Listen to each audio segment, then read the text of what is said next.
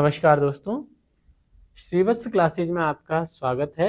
आज हम यहाँ कक्षा 10 में विज्ञान विषय के रसायन विज्ञान विषय के इम्पोर्टेंट ऑब्जेक्टिव प्रश्नों को डिस्कस करेंगे जो प्रीवियस ईयर के क्वेश्चन पेपर्स में आए हुए हैं। तो हम अपने प्रश्नों के साथ शुरू करते हैं।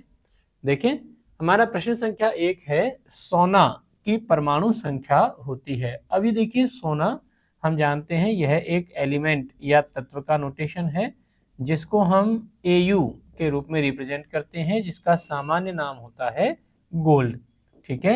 अब परमाणु संख्या यानी परमाणु क्रमांक Z हमसे पूछा हुआ है, जो किसी भी दिए गए परमाणु के नाभिक में उपस्थित प्रोटॉनों की संख्या होती है। तो अगर हम गोल्ड के परमाणु क्रमांक या परमाणु संख्या को रिप्रेजेंट करें तो गोल्ड का परमाणु क्रमांक हमारा हो जाता है 79, यानी ऑप्शन नंबर सी इस प्रश्न के लिए हमारा करेक्ट आंसर हो जाएगा। ठीक है।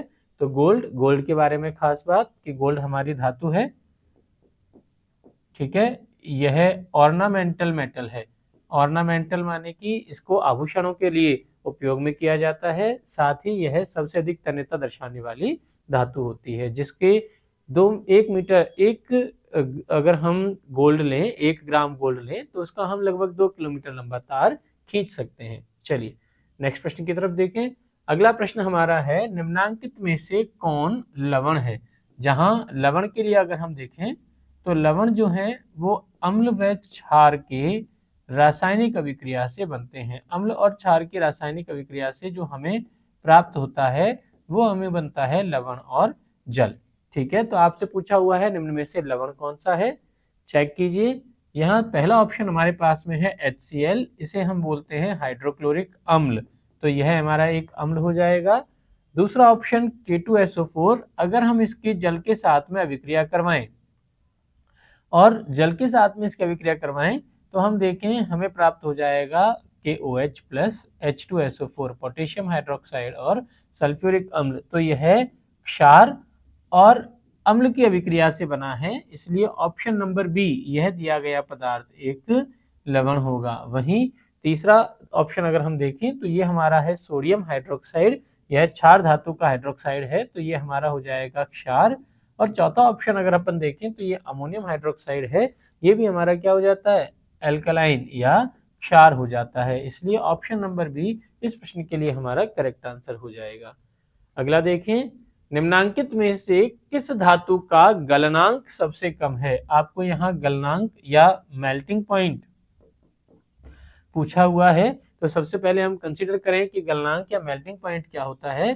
तो हम कोई ठोस सब्सटेंस लें, जैसे मान लीजिए मैंने धातु लिया। अब इस धातु को अगर हम एक वायुमंडलीय दाब पर ठोस अवस्था से द्रव अवस्था में परिवर्तित करते हैं, तो ठोस अवस्था से द्रव अवस्था में परिवर्तित करने के लिए जो तापमान, जो टेम्परेचर रिक्वायर्ड होता है, उस तापमान या टेम्परेचर को हम उस दिए गए पदार्थ का गलनांक कह देते हैं। अब आपसे पूछा हुआ है कि गलनांक सबसे कम किस धातु का है, यानी वह धातु हमें कंसिडर करनी होगी जो आसानी से द्रव अवस्था में परिवर्तित हो जाती है। अब यहाँ चेक करें, सोडियम, कॉपर, आयरन और एल्यूमिनियम, इन चारों में से हम जानते हैं सोडियम धातु Na जो है वो आसानी से कट जाती है, हल्की होती है और उसका गलनांक सबसे कम होता है। तो ऑप्शन नंबर ए हमारे इस प्रश्न के लिए करेक्ट आंसर हो जाएगा। चलिए अगला प्रश्न देखें, कौन सा हाइड्रोकार्बन सबसे सरल यौगिक होता है। सबसे पहले हम कंसीडर करें, देखें हाइड्रोकार्बन क्या होते हैं, तो हम कहेंगे हाइड्रोकार्बन यह कार्बनिक यौगिक होते हैं। क्या होते हैं ये, कार्बनिक यौगिक होते हैं जिनमें 2 तरह के एलिमेंट कार्बन और हाइड्रोजन ये हमारे मेन कंपोनेंट होते हैं, और कार्बन और हाइड्रोजन के अलावा अदर एलिमेंट जैसे सल्फर, ऑक्सीजन, नाइट्रोजन ये भी यहाँ पर पाए जा सकते हैं। तो कौन सा हाइड्रोकार्बन सबसे सरल यौगिक है हमसे पूछा हुआ है, तो हम कहेंगे देखिए पहला ऑप्शन हमारे पास में है, इसको हम बोलते हैं मेथेन, CH4 इसका फॉर्मूला होता है। सामान्य नाम अगर हम कहें तो इसे हम मार्श गैस भी कह देते हैं, जो हमें दलदल भूमि से प्राप्त होती है। ऐसे ही दूसरा ऑप्शन हमारे पास में है एथेन, मॉलिक्यूलर फॉर्मूला हो जाएगा C2H6, ये भी हमारा एल्केन हाइड्रोकार्बन है। इसी तरह से तीसरा और चौथा ऑप्शन प्रोपेन और ब्यूटेन, ये इनका मॉलिक्यूलर फॉर्मूला हमारा हो जाएगा C3H8 और C4H10 रिस्पेक्टिवली। अब जैसे जैसे हम देख रहे हैं कि ऊपर से नीचे आने पर यहाँ नंबर ऑफ कार्बन परमाणु बढ़ते जा रहे हैं, यानी कार्बन परमाणु की संख्या बढ़ती जा रही है। तो सबसे सरल हमसे पूछा हुआ है, सरल का मतलब वो जिसमें कार्बन परमाणुओं की संख्या सबसे कम होती है। That means option number A methane हमारे इस प्रश्न के लिए करेक्ट आंसर हो जाएगा। तो मेथेन क्या है? सबसे सरल हाइड्रोकार्बन यौगिक होता है। बाकी एथेन, प्रोपेन और ब्यूटेन ये सारे के सारे एक ही समजात श्रेणी में कंसिडर किए जाते हैं, जिस सजात श्रेणी को हम एल्केन कह देते हैं, जिसका सामान्य सूत्र CnH2n+2 होता है। और ये क्या है? एल्केन में कंसिडर किए जाते हैं, ठीक है, जिसमें कार्बन परमाणुओं के मध्य एकल बंध पाया जाता है। सभी कार्बन परमाणु आपस में एकल बंध द्वारा जुड़े हुए होते हैं, ठीक है।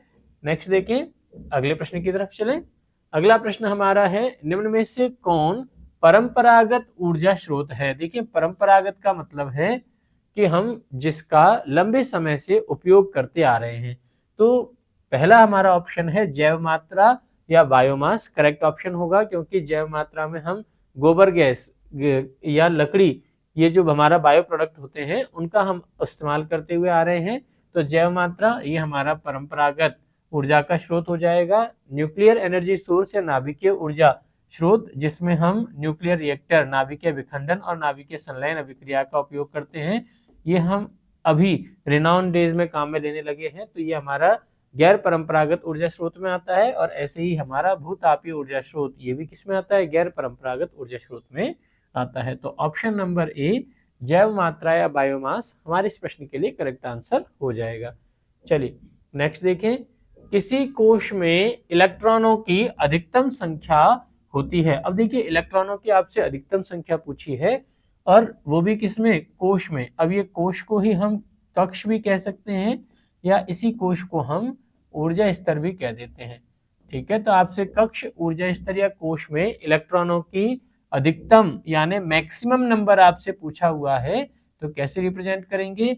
हम जानते हैं कि कोश को हम नील्स बोर परमाणु क्रमांक संख्या द्वारा रिप्रेजेंट करते हैं, जिसको हम मुख्य क्वांटम संख्या या n से दर्शा सकते हैं, ठीक है।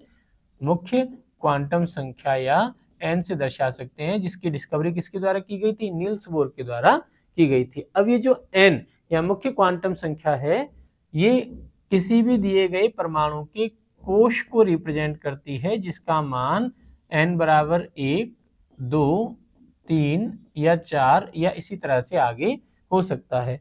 जब यह मान n बराबर 1, 2, 3, 4 होगा, तो इन्हें हम क्रमशः K, L, M, N या आगे कोश के नाम से जान सकते हैं। जहां किसी कोश में इलेक्ट्रॉनों की अधिकतम संख्या ये 2n² फॉर्मूले के द्वारा रिप्रेजेंट की जाती है, जहां 2n² में n क्या?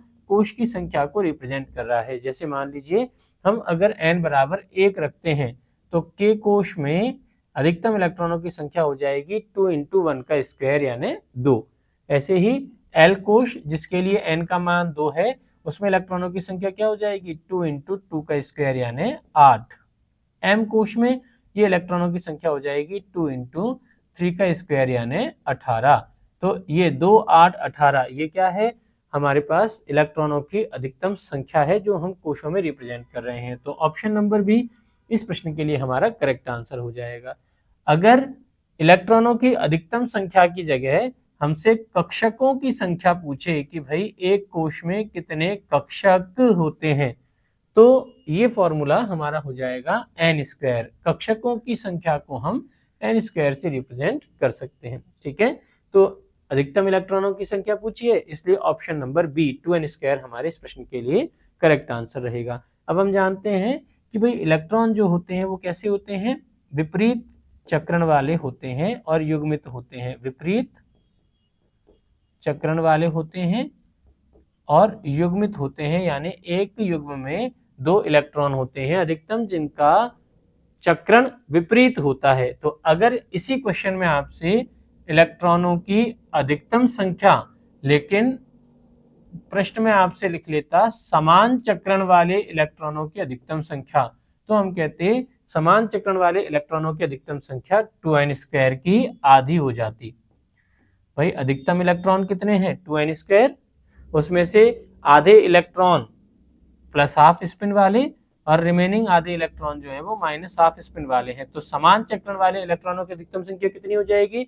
2n² की आधी यानी n² हो जाती है, जो कि कक्षकों की संख्या को भी रिप्रेजेंट करने के काम आएगी। लेकिन यहाँ इलेक्ट्रॉनों की अधिकतम संख्या पूछी है, इसलिए ऑप्शन नंबर 20 प्रश्न के लिए हमारा करेक्ट आंसर हो जाएगा। अगला देखें, सबसे कठोर प्राकृतिक पदार्थ कौन सा है? देखिए, प्राकृतिक या नेचुरल सब्सटेंस हमसे पूछा हुआ है, तो हम कहेंगे कि सबसे कठोर प्राकृतिक पदार्थ हमारा होता है हीरा। हीरा क्या है? यह कार्बन का एक अपर रूप होता है, जहां हम जानते हैं कि कार्बन के 3 अपर रूप होते हैं, जिनमें से पहला होता है हमारा हीरा या डायमंड, दूसरा हमारा होता है ग्रेफाइट, और तीसरा अपर रूप है हमारे कार्बन का फुलरीन, जिसको हम कह देते हैं। तो हीरा जो है वो कार्बन का सबसे प्राकृतिक पदार्थ के रूप में सबसे कठोर अवस्था में पाए जाने वाला अपर रूप है, जो प्रकृति में पाया जाता है। बाकी सोना और चांदी ये तो हमारी ऑर्नामेंटल मेटल्स हैं। लोहा ये भी हमारी धातु है, जिसका उपयोग हम भारी सामान बनाने के लिए कर लेते हैं। हीरा यह कार्बन का अपर रूप है, जो कि कैसी होती है? नॉन मेटल या अधातु प्रकृति की होती है। ठीक है, इस हीरे की कठोरता का अंदाजा हम इसी बात से लगा सकते हैं कि इसका उपयोग चट्टानों को काटने के लिए किया जाता है। इतना कठोर होता है कि इसका उपयोग चट्टानों को काटने के लिए किया जाता है। तो प्राकृतिक रूप से सबसे अधिक कठोर अवस्था में पाए जाने वाला पदार्थ हीरा या डायमंड हमारा होता है। नेक्स्ट देखें, अगला प्रश्न हमारा है, सिल्वर आयोडाइड का रंग कैसा होता है? देखिए, सिल्वर ये हमारा सिल्वर और आयोडाइड यानी AgI, तो अणुसूत्र हमारे इसका हो जाएगा AgI। इसका रंग कैसा होता है? तो आयोडाइड आयन की वजह से यह चमकीला पीला यानी येलोइश कलर का हो जाता है, ब्राइट येलोइश कलर का हो जाता है। तो सिल्वर आयोडाइड का रंग यह पीले रंग का होता है। अगर यही आयोडाइड की जगह सिल्वर क्लोराइड होता तो हम यहाँ कहते हैं कि इसका रंग व्हाइट या श्वेत कलर का यह हो जाता है। तो option number B, option number C, silver iodide का रंग पीला हमारा हो जाएगा। अगला प्रश्न देखें, कार्बन के कितने अपर रूप हैं? अब ये अपर रूप क्या? तो हम कहेंगे किसी भी दिए गए पदार्थ के प्रकृति में पाए जाने वाले शुद्धतम रूप उसके अपर रूप कहलाते हैं। प्रकृति में पाए जाने वाले शुद्धतम रूप क्या कहलाते हैं? उसके अपर रूप या एलोट्रॉप कहलाते हैं। और कार्बन के कितने अपर रूप? तो कार्बन के 3 अपर रूप हमें पता है। कौन कौन से? पहला हमारे पास में होता है ग्रेफाइट, दूसरा होता है हमारे पास हीरा, और तीसरा होता है हमारे पास फुलरीन, जिसमें हीरा यह प्रकृति में पाए जाने वाला सबसे कठोर पदार्थ है, और ग्रेफाइट जो है इसका उपयोग हम स्नेहक या लुब्रिकेंट के रूप में कर लेते हैं, और यह विद्युत का सुचालक होता है। हमारे घरों में हम जो लीड पेंसिल काम में लेते हैं, जो कच्ची पेंसिल काम में लेते हैं, उस कच्ची पेंसिल में जो रॉड होती है वो किसकी? ग्रेफाइट की बनी हुई होती है। तो ये ग्रेफाइट क्या है? कार्बन का ही अपर रूप होता है। तो कितने अपर रूप हैं कार्बन के? 3 अपर रूप होते हैं। कौन कौन से? ग्रेफाइट, हीरा और फुलरीन। फुलरीन इसका नाम बकमिस्टर फुलर ने डिस्कवर किया, इसी के नाम के बिहाफ पर इसको अपन फुलरीन कह देते हैं, जिसकी संरचना बकी बॉल या फुटबॉल की जैसी होती है। चलिए अगला प्रश्न देखें, जिंक ब्लेंड। जिंक ब्लेंड किस धातु का अयस्क होता है? तो देखिए नाम में ही लिखा हुआ है जिंक, तो यह किसका? जिंक धातु का। अब चूंकि ब्लेंड है, और ब्लेंड क्या होते हैं? ये सल्फाइड अयस्क होते हैं। किसी भी धातु के सल्फाइड अयस्क को उसका हम ब्लेंड कह देते हैं। तो जिंक ब्लेंड जिंक धातु का सल्फाइड अयस्क है। अब हमें ये सीखना है कि भाई अयस्क क्या होते हैं। तो देखिए, हम जिनको खदानों से खोदकर निकालें, ऐसे भारी यौगिक हमारे कहलाते हैं खनिज। जिन्हें हम खदानों से खोदकर निकालें वो क्या कहलाएंगे? हमारे खनिज। अब इन खनिजों में से भी वो खनिज जिनसे धातु की प्राप्ति नंबर 1 सरल होती है, नंबर 2 अधिकतम मात्रा में होती है, और नंबर 3 कम लागत में होती है, वो पदार्थ हमारे क्या कहलाते हैं? अयस्क कहलाते हैं। ठीक है, तो जिंक ब्लेंड किस धातु का अयस्क है? जिंक ब्लेंड आपके जिंक धातु का अयस्क हो जाता है। ऑप्शन नंबर 20 प्रश्न के लिए हमारा करेक्ट आंसर होगा। नेक्स्ट देखें अगला प्रश्न हमारा, ड्यूरेलुमिन किस धातु का मिश्र धातु है? अभी देखिए मिश्र धातु या अलॉय क्या होता है? तो अलॉय या मिश्र धातु हम कहेंगे जहां पर मेटल 1 और मेटल 2 या मेटल 2 से ज्यादा भी हो सकती हैं, किसी निश्चित अनुपात में कंबाइंड की हो जाती हैं। क्या उपयोग है इसका? कि जो काम किसी एक पर्टिकुलर धातु से नहीं हो पाता वो धातुओं के इस मिश्रण यानी मिश्र धातु के द्वारा आसानी से किया जा सकता है। जैसे हम लोहे की बात करें तो लोहा कठोर हमारा सब्सटेंस है, लेकिन लोहे की साथ में एक ड्रॉबैक हमारा होता है क्या कि लोहे में जंग लग जाती है। तो इस जंग को लगने से रोकने के लिए हमने क्या करना है, लोहे में कुछ ऐसे सब्सटेंस मिला दें जिससे इसकी जंग लगने की प्रॉपर्टी कम हो जाए या इसके जंग लगना रुक जाए। तो उसके लिए हमें क्या करना होगा, मिश्र धातु का उपयोग करना होगा। तो अब यहाँ आपसे पूछा हुआ है दैट ड्यूरेलुमिन ये किस धातु का मिश्र धातु है? तो देखो नाम में ही छुपा हुआ है दैट एल्यूमिन या एल्यूमिनियम, एल्यूमिनियम।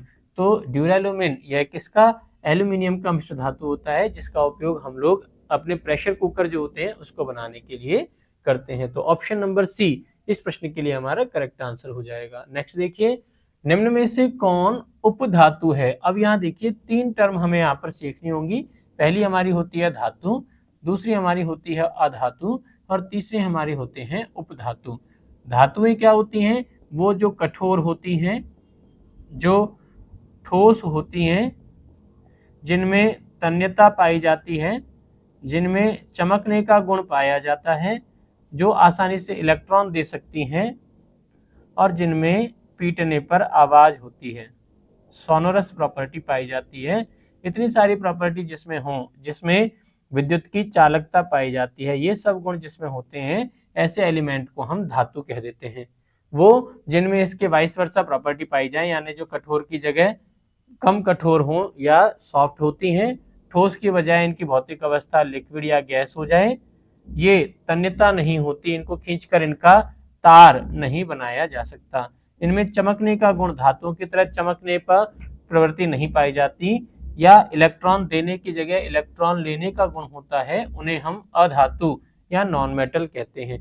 अब धातुओं और अधातुओं के बीच में कुछ ऐसे एलिमेंट भी होते हैं जिनमें कुछ गुण धातुओं की तरह और कुछ गुण अधातुओं की तरह पाए जाते हैं। कुछ प्रॉपर्टी हमारी मेटल्स की तरह और कुछ प्रॉपर्टी किसकी, नॉन मेटल्स की तरह इनमें होती हैं। तो वे जिनमें धातु और अधातु दोनों की ही प्रॉपर्टियां थोड़ी थोड़ी मात्रा में पाई जाती हैं, ऐसे एलिमेंट हमारे कहलाएंगे मेटलॉइड या उपधातु। तो आपसे पूछा हुआ है निम्न में से कौन हमारी उपधातु है? तो देखिए आयरन ये धातु होती है, निकल ये भी हमारी धातु होती है और कॉपर ये भी हमारी क्या है, धातुएं होती हैं। तो आर्सेनिक ये हमारा मेटलॉइड या उपधातु होती हैं। जनरली उपधातुएं कहाँ, जो लेफ्ट हैंड साइड में आवर्त सारणी में है, आवर्त सारणी के बाईं ओर हैं, वो तो हमारी हैं धातुएं। जो सबसे दाईं ओर हैं वो हमारी होती हैं अधातुएं, और जो बाईं से दाईं ओर के बीच में कहीं देखने को मिलती है वो हमारी जनरली उपधातुओं की जैसे गुण रिप्रेजेंट करती हैं। तो कौन उपधातु है? आर्सेनिक हमारा उपधातु होता है। नेक्स्ट देखिए अगला प्रश्न, निम्न यौगिक में कौन दुर्बल अम्ल है? अभी देखिए अम्ल की प्रबलता या दुर्बलता यह उसके वियोजन की मात्रा पर निर्भर करती है। किस पर? वियोजन की मात्रा पर निर्भर करती है। अगर कोई दिया गया अम्ल 100% वियोजित हो जाता है, 100% वियोजित हो जाता है या टूट जाता है, या इससे 100% H+ आयन हमें प्राप्त हो जाते हैं, तो वो दिया गया अम्ल प्रबल अम्ल होगा। वहीं अगर किसी दिए गए अम्ल का वियोजन कम होता है, 10% से भी कम होता है, 10% से कम वियोजित होता है, तो वो दिया गया अम्ल क्या हो जाएगा, दुर्बल अम्ल की कैटेगरी में कैटेगराइज किया जाएगा। और जितने भी हमारे कार्बनिक अम्ल होते हैं, कार्बनिक अम्ल यानी वो जिनमें COOH क्रियात्मक समूह पाया जाता है, जितने भी हमारे कार्बनिक अम्ल हैं वो सारे के सारे कार्बनिक अम्ल दुर्बल अम्ल की श्रेणी में कैटेगराइज किए जाते हैं। तो यहाँ देखो HCl हाइड्रोक्लोरिक अम्ल, HNO3 नाइट्रिक अम्ल और H2SO4 सल्फ्यूरिक अम्ल, ये तीनों तो हमारे अकार्बनिक या इनऑर्गेनिक एसिड हैं। और इनऑर्गेनिक एसिड जो होते हैं वो क्या होंगे, प्रबल अम्ल होते हैं, जिनका वियोजन 100% हो जाता है। वहीं एसिटिक एसिड ये हमारा कार्बनिक अम्ल है जिसमें एसिटिक एसिड COOH समूह यहाँ पर पाया जाता है और इसी वजह से क्या हो जाएगा, दुर्बल अम्ल की श्रेणी में कैटेगराइज किया जाएगा। एसिटिक एसिड इसे विनेगर या एसिटम से प्राप्त किया जाता था, सिरके में ये पाया जाता है और इसी वजह से इसका नाम एसिटम या एसिटिक एसिड रखा गया है। ठीक है, तो CH3COOH ये हमारा क्या हो जाएगा, दुर्बल अम्ल हो जाएगा। चलिए नेक्स्ट देखें, सोडियम फॉस्फेट का अणुसूत्र होता है। तो सबसे पहले तो हम सोडियम के लिए कहें दैट सोडियम क्या है, हमारा मेटल है। ये मेटल है तो क्या करेगा, एक इलेक्ट्रॉन त्याग कर +1 ऑक्सीडेशन स्टेट रिप्रेजेंट कर सकता है। ऐसे ही फॉस्फेट ये हमारा अधातु ऋणायन होता है जिसका अगर हम सूत्र लिखें तो ये हो जाएगा PO4-3। अब अगर हम इससे इन दोनों को मिलाकर के इसका अणुसूत्र रिप्रेजेंट करें तो क्या हो जाएगा, दैट Na, ये 3 यहाँ Na के सबस्क्रिप्ट में लिख देंगे तो ये हो जाएगा Na3 और ये PO4 इसके सबस्क्रिप्ट में क्या लिख दिया जाएगा, 1। तो अब हम इस 1 को लिखें या नहीं लिखें, हमारा मॉलिक्यूलर फॉर्मूला क्या हो गया, Na3PO4। ये सोडियम फास्फेट के अणुसूत्र को रिप्रेजेंट करेगा। चलिए अगला प्रश्न देखें, नाइट्रोजन के अणु में 2 नाइट्रोजन परमाणुओं के मध्य कितने आबंध होते हैं। अब देखिए नाइट्रोजन का अगर हम इलेक्ट्रॉनिक विन्यास देखें तो इसका परमाणु क्रमांक होता है 7 और इसके पास इलेक्ट्रॉनों की संख्या हो जाएगी 1s2 2s2 2p3, या हम कहें पहले कोश या के कोश में 2 इलेक्ट्रॉन और दूसरे कोश या एल कोश में यहाँ पर कितने 5 इलेक्ट्रॉन उपस्थित होते हैं। अब स्थायित्व ग्रहण करने के लिए क्या करना होगा, स्थायित्व प्राप्त करने के लिए इन्हें 8 इलेक्ट्रॉन करने होंगे अपने बाह्यतम कोश या एल कोश में। 8 इलेक्ट्रॉन करने के लिए 5 से अधिक यानी 3 इलेक्ट्रॉनों की आवश्यकता है। कितने, 3 इलेक्ट्रॉनों की आवश्यकता है। तो ये हमारा नाइट्रोजन, इसके पास में हमने कहा 5 इलेक्ट्रॉन हैं बाह्यतम कोश में। ये दूसरा नाइट्रोजन परमाणु, इसके पास भी 5 इलेक्ट्रॉन है बाह्यतम कोश में। अब ये दोनों नाइट्रोजन आपस में एक एक इलेक्ट्रॉन अगर साझा कर लें तो 5 इस इंडिविजुअल नाइट्रोजन एटम के पास थे और 1 इलेक्ट्रॉन इसने दूसरे नाइट्रोजन से साझा कर लिया, दैट मीन्स 6 हो गए। ऐसे ही 7 और ये 8, तो दोनों नाइट्रोजन एटम का ऑक्टेट कंप्लीट हो जाता है, स्थायित्व प्राप्त हो जाएगा। तो यहाँ देखें स्थायित्व प्राप्त करने के लिए दोनों नाइट्रोजन परमाणुओं ने कितने 1, 2 और 3 इलेक्ट्रॉन युग्म साझा किए। कितने, 3 इलेक्ट्रॉन युग्म साझा किए और जितने इलेक्ट्रॉन युग्म साझा करते हैं उतने ही सहसंयोजक बंध का निर्माण यहाँ दोनों नाइट्रोजन परमाणुओं के मध्य हो जाता है। किसका निर्माण होगा, उतने ही कोवेलेंट बॉन्ड या सहसंयोजक बंध का निर्माण हो जाता है। तो कितने कोवेलेंट बॉन्ड बन गए, 3 कोवेलेंट बॉन्ड नाइट्रोजन परमाणुओं के मध्य उपस्थित होते हैं। ऑप्शन नंबर सी इस प्रश्न के लिए हमारा करेक्ट आंसर होगा।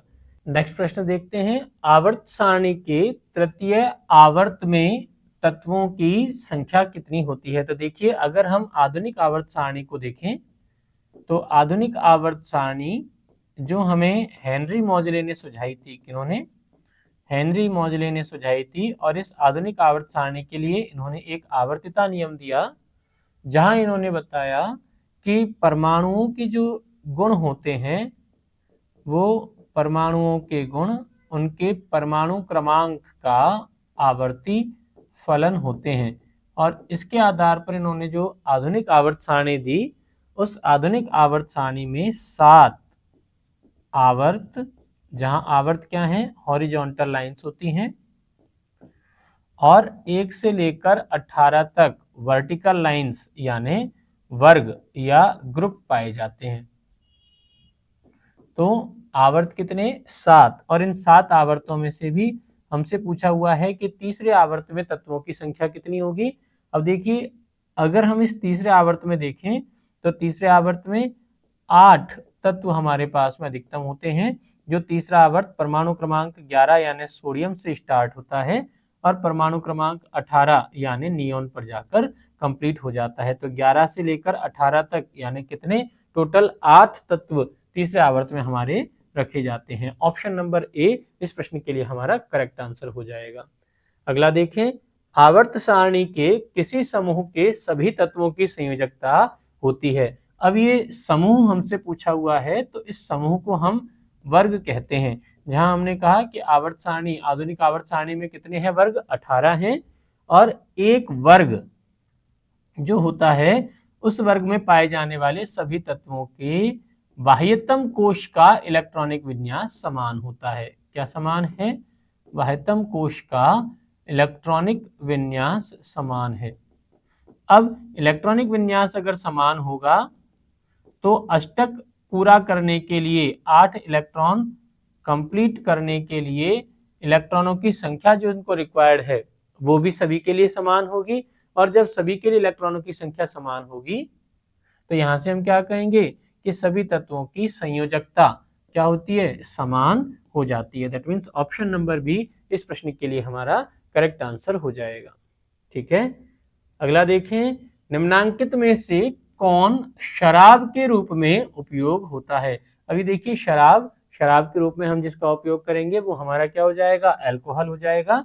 और अल्कोहल कौन सा है यहाँ पर, एथेनॉल, ये हमारा अल्कोहल है जिसका उपयोग शराब के रूप में कर लेते हैं। अब दूसरा भी अल्कोहल जो हमें यहाँ पर दे रखा है वो है हमारा मेथेनॉल। अगर हम इसका फॉर्मूला देखें तो ये होता है CH3OH। ये जहरीली शराब हमारी होती है, जहरीली शराब जिसको पीने से लोगों की मृत्यु हो सकती है। ठीक है, बाकी शराब के रूप में हम जिस अल्कोहल का उपयोग करते हैं वो हमारा क्या हो जाएगा, एथेनॉल हो जाता है। सिरका या विनेगर या एसिटिक एसिड, ये तो आप जानते ही हैं, खाने के लिए उपयोग किया जाता है, साथ में अचार में इसका उपयोग किया जाता है, तो यह प्रिजर्वेटिव की तरह काम आ जाएगा। मेथेनोइक अम्ल, इसको हम फॉर्मिक एसिड भी कह देते हैं, HCOOH भी कह देते हैं। और एथेनॉल फॉर्मूला अगर हम देखें तो अणुसूत्र इसका हो जाएगा C2H5OH, जिसका उपयोग शराब के रूप में किया जाता है। साथ ही आजकल पावर स्प्रिट के रूप में भी इसका उपयोग किया जाने लगा है। अल्कोहल के साथ 5% अल्कोहल, पेट्रोल के साथ में 5% अल्कोहल मिलाकर पेट्रोल के साथ में फ्यूल के रूप में भी इसका उपयोग किया जाने लगा है। चलिए अगला प्रश्न देखें, सौर सेल में किसका उपयोग होता है? अब यदि सौर सेल क्या चीज है तो हम देखें, हम जानते हैं कि भाई हमारे पास में नेचुरल में एक एनर्जी का बहुत बढ़िया सोर्स है जिसको अपन सूर्य कह देते हैं। तो जो सूर्य से आने वाली ऊर्जा है उस ऊर्जा को हम किसी सेल में स्टोर करके रख लें जो जरूरत पड़ने पर विद्युत ऊर्जा के रूप में हम उसको कन्वर्ट कर सकें, ऐसी डिवाइस को हम सौर सेल कहते हैं। तो यहाँ पर हम एक ऐसे एलिमेंट या तत्व को काम में लेंगे जो सूर्य से आने वाली एनर्जी विकिरणों को अवशोषित करता हो और अवशोषित करने के बाद में उन्हें कंडक्शन की तरह विद्युत के रूप में कन्वर्ट कर सके। और ऐसा सब्सटेंस हमारा कौन सा, सिलिकॉन होता है, जो कि अर्धचालक के गुण दर्शाता है। तो सिलिकॉन और जर्मेनियम जो होते हैं जिनमें अर्धचालकों के गुण पाए जाते हैं उसका उपयोग हम सौर सेल में कर लेते हैं। बाकी प्लास्टिक, ये तो आपका इंसुलेटर सब्सटेंस होता है, विद्युत का कुचालक पदार्थ होता है। और यूरेनियम और प्लूटोनियम जो हमारे हैवी एलिमेंट्स होते हैं, भारी तत्व होते हैं, इनका उपयोग नाभिकीय ऊर्जा के स्रोत के रूप में हम लोग कर लेते हैं। नाभिकीय ऊर्जा के स्रोत में, नाभिकीय विखंडन अभिक्रिया में इनका उपयोग किया जाता है। मेनली यूरेनियम 235 का उपयोग नाभिकीय विखंडन में, नाभिकीय रिएक्टर में किया जाता है। तो सही ऑप्शन सोलर सेल के लिए हमारा हो जाएगा सिलिकॉन। चलिए अगला प्रश्न देखें, निम्नांकित में किसके द्वारा औद्योगिक क्षेत्र में अम्ल वर्षा होती है? अब देखिए औद्योगिक क्षेत्र हमसे पूछा हुआ है, तो औद्योगिक क्षेत्र का मतलब हम कहेंगे भाई उद्योग यानी इंडस्ट्रीज जहां पर लगी हैं वहां पर एनर्जी कंबशन होगी, यानी ऊर्जा का उपयोग होगा। और ऊर्जा के लिए वहां पर क्या होगा, फ्यूल का कंबशन होता है, यानी ईंधन का दहन होता है। अब ये जो ईंधन होता है वो हमारे हाइड्रोकार्बन सब्सटेंस होते हैं, साथ में सल्फर कंटेनिंग कंपाउंड होते हैं जिसको हम वायुमंडलीय ऑक्सीजन की उपस्थिति में जलाएंगे। तो जब हम इन्हें वायुमंडलीय ऑक्सीजन की उपस्थिति में जलाएंगे तो कार्बन डाइऑक्साइड और सल्फर के ऑक्साइड SO2 और SO3 का फॉर्मेशन हो जाता है। अब ये जो सल्फर के ऑक्साइड हैं जब ये पानी के साथ में रिएक्शन करते हैं तो वाटर के साथ में रिएक्शन करके सल्फ्यूरिक एसिड का निर्माण कर लेते हैं, जिसकी वजह से बरसात का जो पानी है, बारिश का जो जल है, उस जल का pH 5.6 से कम रह जाता है। तो जब यह बरसात के जल का pH 5.6 से कम रह जाए तो ऐसी वर्षा को हम एसिड रेन या अम्ल वर्षा कह देते हैं। और ये किसकी वजह से होती है? मेनली सल्फर के ऑक्साइड, सल्फर डाइऑक्साइड की वजह से ऐसी अम्ल वर्षा होती है। ऑप्शन नंबर डी इस प्रश्न के लिए हमारा करेक्ट आंसर होगा।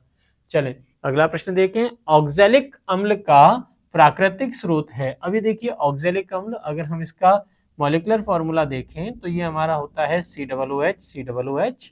और निम्न में से किसमें पाया जाता है? संतरा, इमली और सिरका। तो संतरा और इमली ये तो खट्टे फल हैं, सिट्रस होते हैं। देखो संतरा जो है इसमें तो आपका सिट्रिक एसिड हो जाएगा। सिरका ये तो आपका विनेगर है, विनेगर में पाया जाता है एसिटिक एसिड। बाकी टमाटर जो होता है यह ऑक्जेलिक अम्ल का मेन सोर्स होता है जिसमें ऑक्जेलिक अम्ल पाया जाता है। तो टमाटर इस प्रश्न के लिए हमारा करेक्ट आंसर हो जाएगा। अगला देखें। ओजोन परत किस हानिकारक विकिरण से पृथ्वी को सुरक्षा प्रदान करती है? अब ये हम देखें कि भाई हम जहां अर्थ पर रह रहे हैं, ये हमारी अर्थ है धरती, इसके चारों ओर वायु का एक आवरण होता है जिसको अपन एटमॉस्फेयर या वायुमंडल कहते हैं। अब इस वायुमंडल में हमने इसकी डेंसिटी के बिहाफ पर इसे अलग अलग रेंज में बांटा हुआ है, जिसमें पहला हमारा रेंज होता है जिसको अपन बोलते हैं ट्रोपोस्फियर या क्षोभ मंडल। दूसरा हमारा रेंज होता है जिसको अपन बोलते हैं समताप मंडल। ऐसे ही तीसरा हमारा रेंज जो होता है वो होता है ओजोन मंडल का। और ये ओजोन मंडल कहाँ कि धरती की सतह से लगभग 40 से लेकर 50 किलोमीटर तक की रेंज होती है। ठीक है। अब इस ओजोन मंडल में कौन सी गैस पाई जाएगी? इसमें O3 यानी ओजोन गैस पाई जाती है। और इसका काम क्या कि जो सूर्य से आने वाली उच्च ऊर्जा की परावैंगनी विकिरण है, कौन सी? परावैंगनी विकिरण या यूवी रेज जो है, उन यूवी रेज को यह ओजोन अवशोषित कर लेती है। और जैसे ये यूवी रेज को अवशोषित करेगी, ये वायुमंडलीय ऑक्सीजन प्लस निसेंट ऑक्सीजन में कन्वर्ट हो जाती है। यानी इसने क्या किया? इस यूवी रेज को एब्जॉर्ब कर लिया। और जैसे ही यूवी रेज अवशोषित होगी या यूवी रेज वायुमंडल में बाहर ही रह जाती है और अर्थ की सरफेस पर नहीं पहुंच पाती। जब ये अर्थ की सरफेस पर नहीं पहुंचेंगी तो क्या होगा? हम यानी अर्थ पर रहने वाले लिविंग बींग्स जो हैं वो इन हानिकारक उच्च ऊर्जा वाली यूवी रेज के संपर्क में नहीं आएंगे और हमें सनबर्न या और कोई जैसी समस्या नहीं होगी। तो यह किसे? उच्च ऊर्जा वाली परावैंगनी विकिरणों को रोकने का काम करता है। कौन? ओजोन परत या ओजोन मंडल जिसको अपन कह देते हैं। नेक्स्ट देखें अगला प्रश्न। कौन सा अधातु कमरे के तापमान पर तरल अवस्था में पाया जाता है? अब यहां से आपसे पूछा हुआ है, अधातु के लिए पूछा हुआ है, ध्यान दें, अधातु या नॉन मेटल हमसे पूछा हुआ है। तो कौन सा अधातु है जो कमरे के तापमान पर द्रव अवस्था में पाया जाता है? हम कहेंगे ब्रोमीन वह अधातु है जो कमरे के ताप पर द्रव अवस्था में पाई जाती है। अगर यह अधातु की जगह धातु पूछा होता तो हम कहते एकमात्र लिक्विड धातु जो कमरे के ताप पर द्रव होती है वो कौन सी होती है? मरकरी या पारा होती है। लेकिन प्रश्न में हमसे क्या पूछा है? अधातु पूछा है, इसलिए हम कहेंगे करेक्ट ऑप्शन बी ब्रोमीन हमारा हो जाएगा। नेक्स्ट देखिए। सभी अम्ल जल में घुलकर प्रदान करते हैं। अभी देखिए अम्ल की परिभाषा जो आर्हेनियस ने हमें दी थी, उस आर्हेनियस के अकॉर्डिंग अम्ल की परिभाषा को अगर हम पहचाने तो उन्होंने कहा कि अम्ल वे पदार्थ हैं जिन्हें जल में घोलने पर यह H+ आयन देते हैं। ठीक है। और इन H+ आयन को हम क्या कह देते हैं? H+ आयन को हम कह देते हैं प्रोटॉन। क्या कहेंगे इन्हें हम? प्रोटॉन। ठीक है। क्यों कहा इनको प्रोटॉन? क्योंकि भाई हाइड्रोजन की अगर हम बात करें तो हम जानते हैं इसका परमाणु क्रमांक है 1, यानी इसके पास में एक तो होगा प्रोटॉन और एक ही क्या हो जाएगा? इलेक्ट्रॉन। लेकिन हमने यहाँ पर क्या लगाया हुआ है? पॉजिटिव चार्ज लगाया। अब पॉजिटिव चार्ज का मतलब इलेक्ट्रॉन यहाँ से हट गया और इलेक्ट्रॉन यहाँ से हट गया तो केवल क्या बच गया? प्रोटॉन बच गया। यानी ये क्या कर रहे हैं? प्रोटॉन दे रहे हैं या H+ आयन देते हैं। तो अम्ल क्या होते हैं? अम्ल वो होते हैं जो जलीय विलयन में H+ आयन मुक्त कर देते हैं, उन्हें हम कहेंगे अम्ल। यानी ऑप्शन नंबर सी इस प्रश्न के लिए हमारा करेक्ट आंसर हो जाएगा। तो OH- आयन मुक्त करने वाली स्पीशीज को हम क्षार कह देते हैं। क्या कहेंगे? एल्कलाइन या क्षार कह देंगे। नेक्स्ट देखिए अगला प्रश्न हमारा है एल्काइन का सामान्य सूत्र क्या है? अब देखो एल्काइन नाम में लिखा हुआ है सफिक्स आइन। क्या सफिक्स लिख रहा है यहाँ? आइन। अब आइन सफिक्स है, इसका मतलब कार्बन परमाणुओं के मध्य कम से कम एक ट्रिपल बॉन्ड पाया जाएगा। ठीक है। अब ये ट्रिपल बॉन्ड है तो क्या होगा कि अगर कार्बन परमाणुओं के मध्य केवल सिंगल बॉन्ड है और अब इस सिंगल बॉन्ड की जगह डबल बॉन्ड या ट्रिपल बॉन्ड, जैसे जैसे बंध की संख्या बढ़ती जाती है तो एक बंध के लिए 2 हाइड्रोजन परमाणु वहां कम होते चले जाते हैं। तो अगर हम एल्केन देखें तो एल्केन का मॉलिक्यूलर फॉर्मूला क्या है, CnH2n+2। अब यहां देखो कितने बंध बढ़ गए, 2 बंध एक्स्ट्रा हो गए कार्बन परमाणुओं के मध्य में। 2 बंध एक्स्ट्रा होंगे तो टोटल कितने, 4 हाइड्रोजन परमाणुओं की यहां पर हमें कमी करनी होगी, यानी एल्काइन इसमें कितने CnH2n+2 -4 हाइड्रोजन हमें रखने पड़ेंगे, तो +2 -4 यानी ओवरऑल हम कह सकते हैं CnH2n-2, ये हमारा इसका फॉर्मूला हो जाएगा। ऑप्शन नंबर सी इस प्रश्न के लिए हमारा करेक्ट आंसर होगा।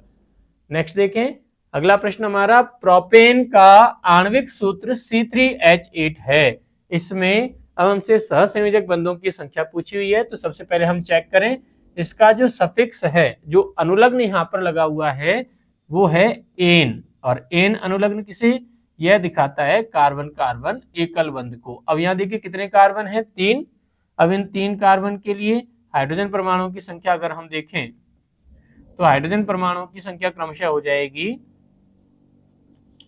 कुछ इस तरीके से। क्यों, क्योंकि एक कार्बन की अधिकतम कितनी, 4 संयोजकता होती है, और 4 में से एक संयोजकता तो हमने कार्बन कार्बन बंध द्वारा कंप्लीट कर ली, तो रिमेनिंग 3 वैलेंसीज, ऐसी ही बची हुई 3 संयोजकता और यहाँ 2 संयोजकता। तो देखें कुल मिलाकर 1 2 3 4 5 6 7 8 तो हमारे पास में है कार्बन हाइड्रोजन सिंगल बॉन्ड, और 1 और 2 हमारे पास कार्बन कार्बन एकल बंध होते हैं। अतः टोटल बंधों की संख्या कितनी हो जाएगी, 8+2 यानी 10 सहसंयोजक आबंध यहाँ पर हमारे पाए जाएंगे। ऑप्शन नंबर डी इस प्रश्न के लिए हमारा करेक्ट आंसर हो जाएगा।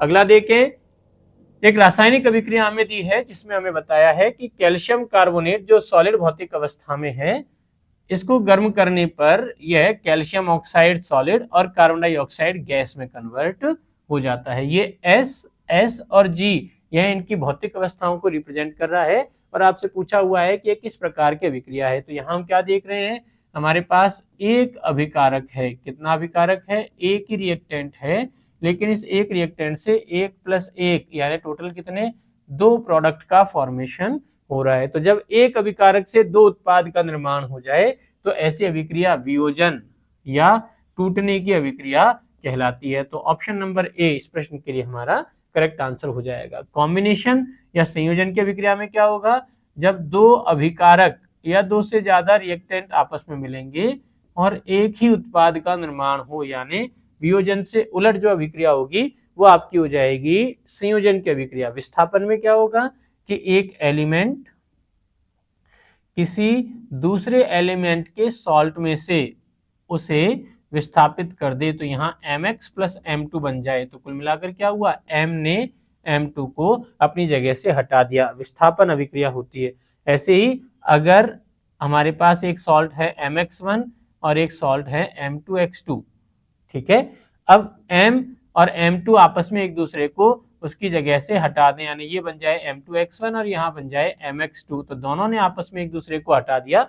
इस अभिक्रिया को हम बोलेंगे डबल डिस्प्लेसमेंट या द्विविस्थापन अभिक्रिया। चलिए नेक्स्ट देखें, निम्न में से कौन सी समीकरण संतुलित है। देखिए संतुलित रासायनिक समीकरण हम उसी समीकरण को कहते हैं जिसमें अभिकारक में पाए जाने वाले अणुओं की संख्या उत्पाद अणु में पाए जाने वाले अणुओं की संख्या के समान हो। अभिकारक और उत्पाद में, अभिकारक और उत्पाद में अगर अणुओं की संख्या समान है, अणुओं की संख्या क्या है, समान है, तो इसे अपन क्या कहेंगे, संतुलित रासायनिक समीकरण कह देंगे। अब यहाँ देखो चेक कीजिए, H2 और Cl2 यानी 2 हाइड्रोजन परमाणु 2 क्लोरीन परमाणु, लेकिन यहाँ पर एक है, इसका मतलब यह संतुलित रासायनिक समीकरण नहीं है। यहाँ देखें आयरन का एक अणु है, यहाँ पर भी आयरन का एक अणु है, लेकिन यहाँ क्लोरीन के 2 परमाणु, यहाँ पर क्लोरीन के 3 परमाणु, इसका मतलब ये भी संतुलित रासायनिक समीकरण नहीं है। यहाँ मैग्नीशियम 1, यहाँ मैग्नीशियम 1, यहाँ O2 यानी ऑक्सीजन के 2 परमाणु हैं, यहाँ ऑक्सीजन का 1 परमाणु है, तो ये भी हमारी संतुलित रासायनिक समीकरण नहीं होगी। यहाँ एक जिंक का परमाणु, 2 हाइड्रोजन के परमाणु और एक SO4 यूनिट, और यहाँ भी एक SO4 यूनिट है। इसका मतलब यह है अभिकारक और उत्पाद में कुल अभिकारक अणुओं की संख्या उत्पाद के अभिकारक अणुओं की संख्या की समान है, इसलिए ये हमारी क्या हो जाएगी, संतुलित रासायनिक समीकरण हो जाएगी। ऑप्शन नंबर डी इस प्रश्न के लिए हमारा करेक्ट आंसर होगा।